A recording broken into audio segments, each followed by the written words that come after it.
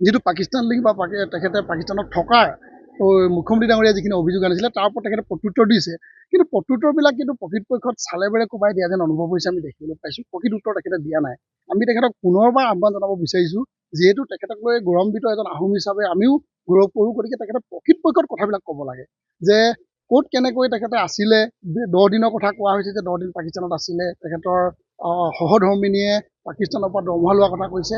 ক'ত কি হৈছে আইনী প্ৰক্ৰিয়া আইনৰ কাম হৈ থাকিব, কিন্তু তেখেতে প্ৰকৃতপক্ষত ৰাইজক এই কথাখিনি নিজৰ মুখেদি জনাই দিয়াৰ প্ৰয়োজন আছে। আৰু আমি ভাবোঁ যে ইয়াত জনাবলগীয়া জটিলতা কিবা আছে বুলি আমি ভবা নাই, কাৰণ তেখেতে সত্যত যদি আছে তেন্তে প্ৰকৃত কথাখিনি জনাই দিব লাগে। আৰু এনেদৰে যদি তেখেতে কথাবিলাক কৈ থাকে, চালেবেৰে কোবাই যদি কৈ থাকে, উত্তৰবিলাক যদি নিদিয়ে, ৰাজনীতি যদি তেখেতে কৰি থাকিব বিচাৰিছে, তেন্তে আমি ভাবিবলৈ বাধ্য হ'ম যে তেখেতে জনাব বিচৰা নাই।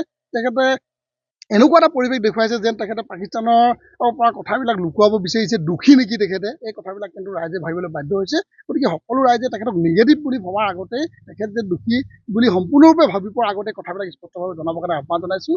আৰু দেশৰ নিৰাপত্তাৰ বিষয়ৰ লগত জড়িত বিষয়, গতিকে এই বিষয়বস্তুবিলাক সকলো সৰব হৈ আছে, সকলোৱে জনাটো অধিকাৰ আছে আৰু তেখেতক কোৱাৰ কিন্তু এটা প্ৰয়োজন আছে বুলি ভাবোঁ। আৰু স্পষ্টভাৱে কওঁ যে এনেদৰে যদি তেখেতে ফালৰি কাটি গৈ থাকে, এদিন ৰাইজে এনেকৈ ভাবিবলৈ বাধ্য হ'ব যে তেখেতে পাকিস্তানত কাইলৈ তাৰিখত চিটিজেনশ্বিপ ল'বলৈ গৈ আছে নেকি, তেখেতে কথাবিলাক লুকুৱাই ৰাখিছে নেকি, এনেকুৱা ধৰণৰ কথাবিলাক যদি চিন্তা চৰ্চা নকৰিব মানুহে তাৰ মানে নাই। আজি আমি ভাৰতৰ শ্বহীদ, অসমৰ গৌৰৱ কেপ্টেইন জিন্তু গগৈ ঘৰত আহি আমি উপস্থিত হৈছোঁহি। তেখেতৰ মাতৃক যোৱা 26 ফেব্ৰুৱাৰী 2025 তাৰিখে টাইহোম ছাত্ৰ সন্থাৰ প্ৰথম জাতীয় শ্বহীদ ডিম্বেশ্বৰ গগৈৰ মাতৃ পুণ্যকান্তী গগৈ ডাঙৰীয়া স্বৰ্গগামী হৈছিল। আৰু সেই দিনটোতে আমি এই বছৰৰ পৰা তেখেতৰ মৃত্যুবাৰ্ষিকী পালন কৰি মৃত্যুবাৰ্ষিকীত এগৰাকী মহিলাক, অসমৰ এগৰাকী মহিলাক আমি দামনাং পুণ্যকান্তী গগৈ সোঁৱৰণি বীৰ পুৰুষ জন্মদাত্ৰী বঁটা প্ৰদান কৰিবৰ কাৰণে আমি সিদ্ধান্ত গ্ৰহণ কৰিছিলোঁ। প্ৰথম বাৰ্ষিকী এই বঁটাটো প্ৰদান কৰিবৰ কাৰণে আমি জিন্তু গগৈ ডাঙৰীয়াৰ মাতৃক দুৰ্লভা গগৈ ডাঙৰীয়াক আমি নিৰ্বাচিত কৰিছোঁ। তেখেতক আজি নিমন্ত্ৰণ জনাবৰ বাবে আহিছোঁ। তেখেতে আমাৰ নিমন্ত্ৰণ ৰক্ষা কৰি অনুষ্ঠানটোত উপস্থিত হৈ বঁটা গ্ৰহণ কৰিম বুলি আমাক তেখেতে প্ৰতিশ্ৰুতি দিছে।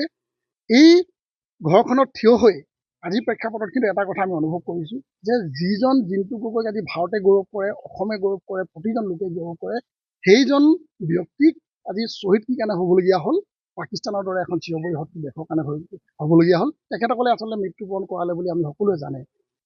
তেনেকুৱা এখন দেশৰ লগত গগৈ ডাঙৰীয়াৰ যিটো আচলতে এটা ৰিলেশ্যন আছে বুলি কৈছে, সেইটো ভাবিবই নোৱাৰি। এইটো অতি মৰ্মান্তিক বিষয় আৰু দুখৰ বিষয়। আমি গতিকে তেখেতে কোৱা নাই যে আমি গগৈ ডাঙৰীয়া সেই দেশখনৰ লগত খুব মিত্ৰালি আছে বুলি, কিন্তু কথাবিলাক যিহেতু উত্থাপন হৈ আছে, গতিকে তাৰ প্ৰত্যুত্তৰ দি নিজকে ধোঁৱা তুলসীপাত সজাই দিবৰ কাৰণে আমি আহ্বান জনাইছোঁ। নহ'লে কাইলৈ দেশত এনেকুৱাকৈ ভাবিবলৈ বাধ্য হ'ব যে তেখেতে যেন চিটিজেনশ্বিপে কাইলৈ দেশত ল'বলৈ গৈ আছে নেকি, যে ইমান তেখেতৰ পাকিস্তানৰ বিৰুদ্ধে কোৱা আমি এটা আজিলৈকে দেখা নাই, এটা মতামত দেখা নাই যে তেখেতে এই পাকিস্তানৰ আৰ্মিৰ লগত তেখেতৰ হলিগলি এটা কথা আহি পৰিছে। এইবিলাক কথাই মানুহক ভাবিবলৈ বাধ্য কৰাইছে যে তেখেতৰ খুব ঘনিষ্ঠতা আছে নেকি। গতিকে কি আছে কি নাই কথাবিলাক স্থিতি স্পষ্ট কৰিব লাগে।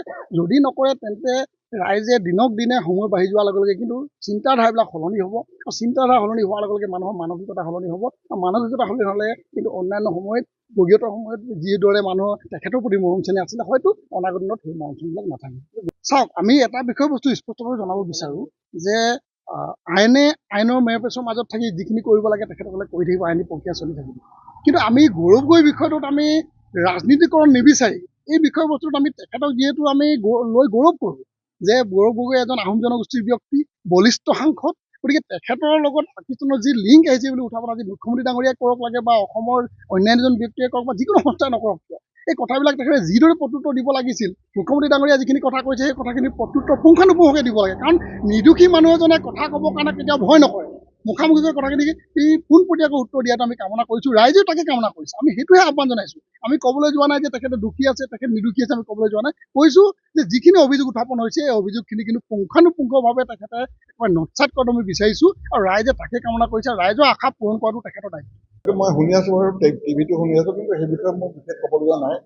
চিৰবৰি এখন দেশলৈ যদি গৈ আছে তেওঁলোকে, এইটো মানে মই কৈছোঁ যে আমাৰ মাননীয় আমাৰ মুখ্যমন্ত্ৰী ডাঙৰীয়াই গোটেই কাহিনীটো ইয়াত কৈ নাথাকি এইটো চেণ্ট্ৰেলে এইটো মানে আমাৰ চেণ্ট্ৰেল গভৰ্ণমেণ্টৰ পৰা এইটো মানে বিচাৰ কৰক। আমি ইয়াত এনেই বকি ৰখি থাকি কোনো লাভ নাই। তেওঁলোকে যদি এইটো ভাবিছে এইটো হৈছে আৰু যদি প্ৰমাণ আছে তেতিয়াহ'লে চেণ্ট্ৰেলে কথাটো মানে সমাধান কৰক। সেইটো আমি ইয়াত কৈ থাকি কোনো লাভ নাই। আৰু ইয়াত ৰাজনীতিৰ বিষয়ে মই একো ক'ব নোৱাৰোঁ বিশেষকৈ। আমাৰ মই কৈছোঁ যে যদি এইটো হৈছে বুলিতো কৈ আছে, কিন্তু কিমান প্ৰমাণ আছে কি কথা এইটো গোটেই চেণ্ট্ৰেলে মানে প্ৰমাণ কৰক। তাৰপিছত তেওঁলোকে যিখিনি কৰিব লাগে সেইখিনি কৰিব।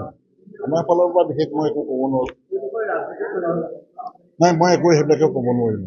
ইয়ালৈ আপোনালোকে বেটাৰ সমাধিলৈ আহিছে, গোটেইবিলাক গোট খাইছে। মোৰ সেইটো কাৰণে মই বহুত সুখী হৈছোঁ আৰু মোৰ খুব ভাল লাগিছে। আপোনালোকে যে আমাক সহায় নাই, বেটা গুচি গৈছে যদি আপোনালোক আমাৰ বেটাবোৰ আহিছা, সেইটো কাৰণে মই আজি বহুত সুখী হৈছোঁ।